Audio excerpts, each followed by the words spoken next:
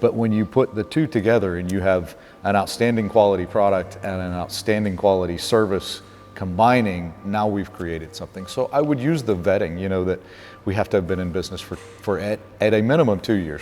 Back in the day, I don't know if Corey still does this in the application process, you needed to send a walk around video in the sun of a dark colored car that you've done paint correction on. I sent Corey like 15 videos. I was just like, I'm gonna have some fun with this, because that's what I was doing at the time. Okay, my name is Steve Soule. I have a shop called Ultimate Coatings and PPF. Funny story behind that, used to be called Ultimate Detailing, but I don't really like climbing inside of people's dirty cars anymore, so I've kind of changed the name and redirected what the business does. We're in Kemah, Texas, which is a tiny little city that's on Galveston Bay, southeast side of Houston, so I'm suburban Houston area. The business is a little beyond 10 years now, going on 11 years. It's awesome. Been a member of the CQUARTZ team since 2017. Talked to Corey for a long time before that happened, and he was going through some changes at the time, and so it was right at the point where it changed to you had to have a physical shop. I had everything else. I had the business time in the industry. Didn't lease a physical shop until 2017, my birthday in August of 2017. I was like, this is my birthday present. I'm gonna grow up and be a real detailer now. So I actually started my first detailing business when I was living in Miami, Florida in 1989. I still have the business license from that. I like to brag to people about the fact that I was detailing cars before most of these guys were born, but it's okay. It's okay. There's still some great guys out there in the world. So I've been at it a very long time. When I started in the detailing industry, we were playing almost exclusively with single stage paint. There was no such thing as a dual action polisher. The people that created ceramic coatings were probably still toddlers. So I've been around it quite a while. Been around it, I've seen a lot of stuff, done everything from concourse cars to daily drivers to boats to airplanes. Honestly worked for a guy that did airplanes in Miami before I started my business, and that's where I learned, was on airplanes with 6,000 RPM Black & Decker grinders used as rotary polishers. It was a workout and polishing job all in one. This industry, or is it something that you kind of found along the way? That's kind of a funny one. I think one of my chores when I was a kid growing up with my mom was that from time to time, the car needed to be washed, and I kind of developed a liking of that. And then of course, when I was 16 and I got my first car, that was a regular thing. Like Saturday morning was wash and wax the car in Miami before we went to the beach. So I kind of always into it. Didn't know a lot about it, but then when I went to work for the company that did airplanes, I learned a lot. Like that guy was very knowledgeable. He was probably in his late 40s when I was in my late teens when I went to work for him. Oh man, first time around it wasn't much thought process because he would disappear on me regularly. So getting paychecks at the end of the week was a little bit tough with that guy that I worked for. We're not mentioning names. It's been so long ago, nobody would even know who he is. But that got a little frustrating, but I had access to some equipment and I was like, well, I need to make money, I was already living on my own at 18. I need to make money, so I go and, solicit customers, detail cars. Back then it was like walk up to the people that had a faded paint car, because single stage paint would fade so badly. You could tell, what needed to be done and what didn't, and talk them into it. Second time around, so I did that off and on for about 8 years, and then college, married, kids, job progression through lots of different things. The last 10 years were sales positions, and then just frustration with the corporate world. In all honesty, like I have never shied away from work in my life. I've always been, if you gave me a job, I was gonna go do it. And then once I learned how to do it, I was gonna learn how to do it better than anybody else, because that's just, I'm ultra competitive. I keep it at a toned down level now, just not to be too irritating. The last job I had was for a waste service company in Houston, and it was after 3 other jobs where I was promised the moon. I would go deliver my moon, and they wouldn't deliver the moon that they were supposed to deliver to me, and I was just at a point of significant frustration. And I said, I got to do something different. I don't like working for people, because if they don't respect me for the hard work I put in, I get frustrated and I want to go do something else. And so I set out to start a detailing company again in 2014. And I really didn't know everything that had changed in the industry because I'd kind of been away from it for a few years. I still had a rotary polisher. I didn't own a DA polisher at that time. But I knew enough that I figured I could at least get it started, and even if I wasn't going to make a lot of money, I could find happiness again, right? Like not go work for somebody who disrespected me or didn't appreciate the level of effort that I'm willing to put into things, and hoping that I could make some decent money. And then I spent the first 3 years I did hire one kid. It didn't work out very well, but he had run 2 shops in Houston. He knew about ceramic coatings, kind of introduced me to ceramic coatings, introduced me to DA polishers, which was like a revelation. I hated it the first time I picked it up, but then shortly, within a couple of days of just playing with it and trying to figure it out, I was like, wait a minute, I can do things with this that I was never able to do before. So it progressed. It took me 4 years to really start thinking about hiring employees because my OCD and desire to think that I can create perfection, unrealistic desire to think that I can actually create perfection was overwhelming. But I finally came to the conclusion. I had a bunch of friends that were in other businesses that always told me, Steve, if you are the only one working and you are the only thing that makes the business happen, you'll never have a vacation and you'll never retire. So I managed about 4 to 5 years of working myself to death before I came to the conclusion that that was not the right way to do it. So then I started hiring people, and we went through the learning curve and the difficulties of trying to find how to hire people, how to cultivate people. Finally came to a fun conclusion a few years ago that I probably don't even care if you have any experience. 0. I mean, like it, interest in it, that's cool. If you are a quality human being with morals and ethics and values and a little bit of desire to earn money and work hard, I'll train you.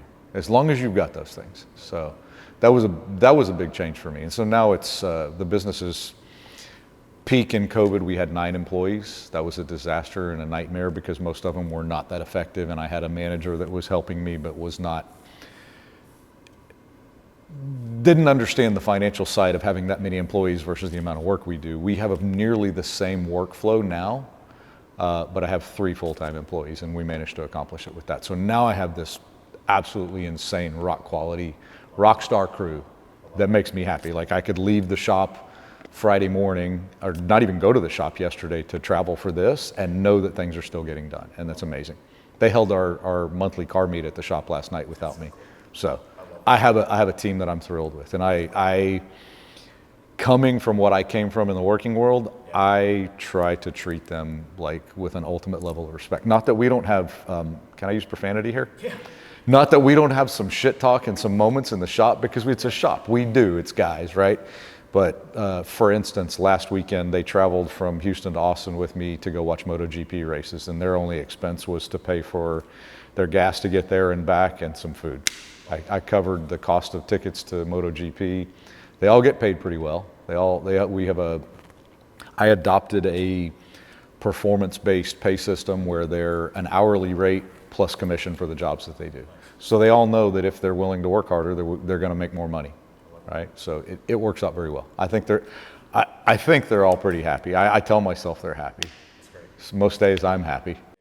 To quote Will's Amstuds, I can't teach you to give a shit. Yeah, I can't teach you to be a decent human being. If your parents didn't do that, or somebody along the way didn't do that for you, we're going to be in trouble. And I would find that. I watched multiple fail, no matter how much I would try to encourage them, motivate them, do good things for them. I still had people that were failing because they didn't understand that the effort that they put in could be directly related to what they got back out of it. So I mean, I lost quite a few along the way. I've been through a lot of employees, and it's unfortunate. Some of them are good kids. Some of them that I still speak to on a regular basis. Some of them, unfortunately, I had to fire, which is never fun. It's the last thing you ever want to do. Like, I have this weird thing that I grow attached to people. Yeah. Like, if I like you, I want to make things work for you, and I'll go way out of my way to make things work for you. So it sucks when you have to let somebody go. But it's great when you know, like I have one that's been with me a little over 3 years. You guys met him 2 years ago when we came to Orlando. Parker has been there for, January was 3 years, and he's kick-ass. Like, he's progressed from, did a little bit of detailing, came in, about a month in, he says to me, I'm going to do this whole paint correction and finest job by myself with nobody else's help in the shop just to show you what I can do. I was like, That is what I'm looking for. I want somebody who wants to jump out there and be motivated and show me what they can do. And then now he's the PPF installer in the shop. So he primarily does PPF. Another one that's been with me a little over 2 years now, Victor. Victor, we trained to do window tint, which was me and him going through training because I've never done window tint in my life before, so it was kind of a good learning experience. I want to know how to do everything. I don't want to do anything in my shop that I don't know how to coach somebody on. And even though I suck at window tinting, I do know how it works enough to try to like, okay, do this, do this. And he's turned into a fantastic tinter and super meticulous, very conscientious. Like he'll tell me, he's like, what do you think about this one? I got a speck of dust down here. Is that one going to be okay? And I'm like, it's good or it's bad. Like if it's in the bottom corner and we got one speck of dust, that might survive. If it's in a field of view range somewhere, probably not. And he knows it. Like half the time he doesn't even ask me anymore. He's just like, I had to tear this one off because it didn't look right. I was like, well, we threw away some film, but we're going to have a happy customer, and that's far more important in the long run, right? Give that to the end customer. The last few years, it's been more me teaching people to do what I've done for years with the ability to communicate what my business does differently than those that are around me. And that's, to me, like business has always been about differentiating yourself. If you're selling a service that 27 other people near you sell, how do you make it better? And I learned that because I sold a commodity. I sold electricity in Texas because the electricity is deregulated. There were like 187 providers that all sold the same electricity, and I sold the commercial entities, and I had to learn how to make my process, my product different to the end result customer. So I think one of the favorite things that I used to tell everybody is that as a business owner selling a service to customers, and having been in lots of businesses in my life, like walked in and out the doors of many, many businesses, and we all do. We all encounter them if we think about it. And I used to tell people, so one of the tough things for me is that I want everybody to be treated like I would want another business to treat my daughters. Like that. So, you know, a lot of people that look at you strange, and I'm like, there's things that I will not sell to customers. I mean, we all deal with this in this industry because we're paint correction and ceramic coatings, and you have the customer that comes in, and you can tell when you look at their car. You've been driving this through the automatic car wash, or they have the monthly subscription sticker on their windshield, and I'll look at them and I'll say, are you going to be able to stop doing that when we put the ceramic coating on? And they're like, well, I don't know. It's so convenient and it's so easy. And I'm like, listen, hand washing your car is going to be much easier. I can find you people that will do this mobile for you because I know some good detailers. But if you can't stop, I don't want to sell you a ceramic coating. And they're like, well, I came here to buy something from you. Why aren't you going to sell it to me? And I'm like, because it's not the right thing to do. Like, I could sell it to you and not care. But when you start giving customers the impression that you truly care about what's right for them, like I'll introduce them to services. I used to tell people all the time, I can make suggestions all day long about things that I think I would do if this was my car. Like if I owned this M2 CS here and I wanted to take care of it the best that I possibly could, XYZ are the things that I would do to it. But I can only make suggestions to you. In the end, I cannot spend your money for you. I want to educate you on what you can do to protect your vehicle and keep it the way you want it. You make the decision about how to spend your money. I'm just going to make suggestions, and when you tell me what it is you want to do, I'm going to do it to the best of my ability. And I'm going to stand behind it. If you have a problem next week with what I did, if you have a problem 6 months from now, or if you have a problem 5 years from now, I want to know about it.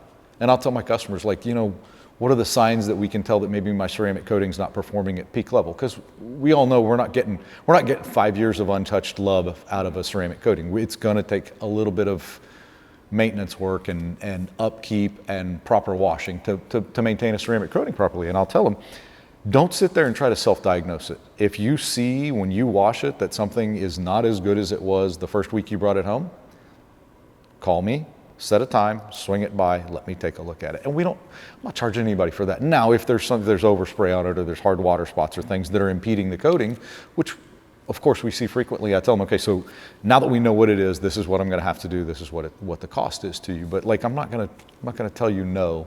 Your ceramic, it's a year later. I don't know you anymore. You were just a customer a year ago. No, you're a customer today. I used to also tell people, and I still do regularly, I could let you walk through the door today and I could try to sell you every single thing that I have and the highest level of every single one of those. And it'd be fantastic. I'd make a bunch of money this month and I'd have a smile on my face because I made a bunch of money. But if you felt like what I sold you was a disservice to you and it wasn't the best long-term plan for you, are you going to come back to me with the next car? No, I don't want the customers that I can get the highest ticket on today, but not necessarily see them the next time. I want to meet a customer. I want to develop a relationship with them. I want to provide a package that works for what they want, whether it's, just a ceramic coating, just a window tint, or PPF on your front bumper, or if you want to do full car and the most expensive tint that I have and the most expensive ceramic coating. That's your choice, but I want you to bring me this car, and then I want you to have enjoyed what I did so much that the next time you buy a car 2 or 3 years from now, you bring me that one. And so that's what my business has been based on. Like we're next door, we're talking about marketing, right now.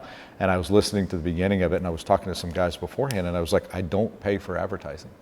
It's funny, I pay for web service, I pay for a social media guy, and I made sure that we've gotten back to the point where we rank organically on Google. But I have 10 plus years of referral based customers. And so that's the thing that says you're doing well in business. If your customers want to send their friends to you, you're doing it right. What relationship do you have with the guys in this group? Well, let me start by saying I sought this group out. I knew I was already dealing with CQUARTZ UK, and at the time it was CQUARTZ TiO2. Yep. Now it's SIC. I knew what the quality of the coatings were. I knew what the quality of the brand was. I didn't know as much until I started trying to get ready to apply to the team what was involved in the vetting side. And we use these statements regularly in talking to people when they start asking me, why is this coating different than this coating? So it's not a question of are there good quality coatings out there that are other branded besides CQUARTZ. I'm not gonna lie to you, there are some out there, right? Consistency with CQUARTZ is amazing. I love that. I know that the products are there. I know that we have a team that stands behind us. But I used to try to explain to people the difference in application and vetting process from one coating to the next. And you probably know this by now, but there's not a lot out there. There's a lot of companies that you have $1,000 or $1,500, you can go to a one-day training, you can get certified, and you can get the first few kits that you get as part of the deal. And next thing you're an installer. And I met somebody years ago who was opening a big franchise location in Houston, very close to me. And when I first started talking to him, he said, yeah, we're almost ready to open the shop. He says, we're gonna be doing ceramic coatings and PPF and window tint and all this stuff. And I said, man, who's gonna do the ceramic coatings? He goes, I don't know yet. And I said, what brand are you gonna use? And he said, X brand. I'm not saying the name. It's one of my favorite giants in the industry that doles out certifications for money, right?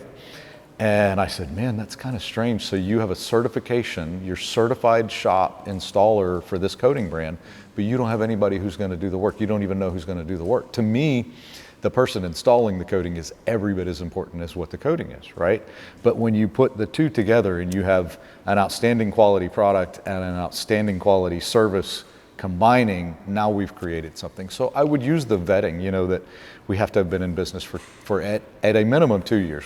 Back in the day, I don't know if Corey still does this in the application process. You needed to send a walk-around video in the sun of a dark colored car that you've done paint correction on. I sent Corey like 15 videos. I was just like, I'm gonna have some fun with this, because that's what I was doing at the time. And the insurance, the physical location, the social media, and I love the fact that we have this backgrounding of, we're gonna do a little bit of research about who this person is that owns this shop, and we're gonna ensure that they have a good reputation in their area, to the point where if there's another shop that's in the general area, that shop that's already on the team is asked, what do you know about this shop? So we're not dragging in people that are fly-by-nights. We're not dragging in people that are screwing customers over and ripping them off, which is sadly common in our industry.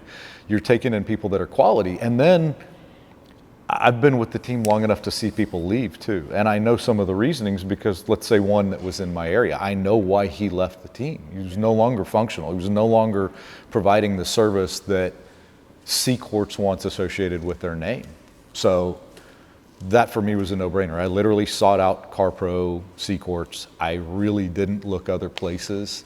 I wanted to be associated with a team that I knew was synonymous with quality in our industry.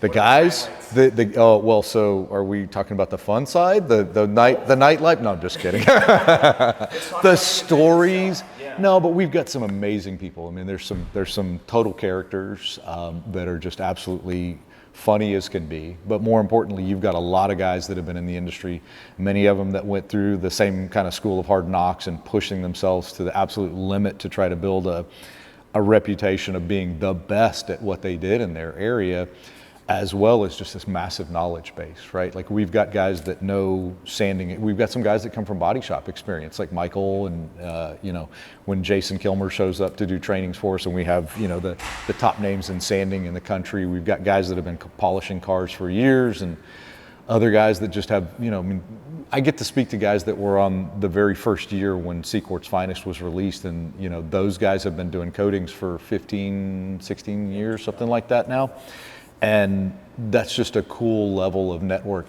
Everybody's in a different environment. Everybody's market is different. It's kind of fun. So we talk everything from, you know, polishing a car, prepping a car, coatings, how to use coatings, how to solve issues that we all see with coatings in different humidity, wind. There's so many factors that play into installing a ceramic coating that, you know, when you're new to it, I watched that cool video with Corey installing CQUARTZ UK outdoors in Orlando, and I'm like, dude, because the old UK, if you were around long ago enough that you dealt with the old CQUARTZ UK, which was designed around a cold climate, you take it to the south and humidity, like, you know, South Florida, South Texas, oh man, different world. So it's like, wait, why does it look so easy? But you learn the problem solving, and we've got these guys that create, you know, we just have this network of people that have dealt with. So if I have a problem that I've never dealt with, somebody in this group has dealt with it. And we just have a fantastic group of people. I mean, we got one that's talking today that was a CQUARTZ Finest installer for a long time and is now an attorney.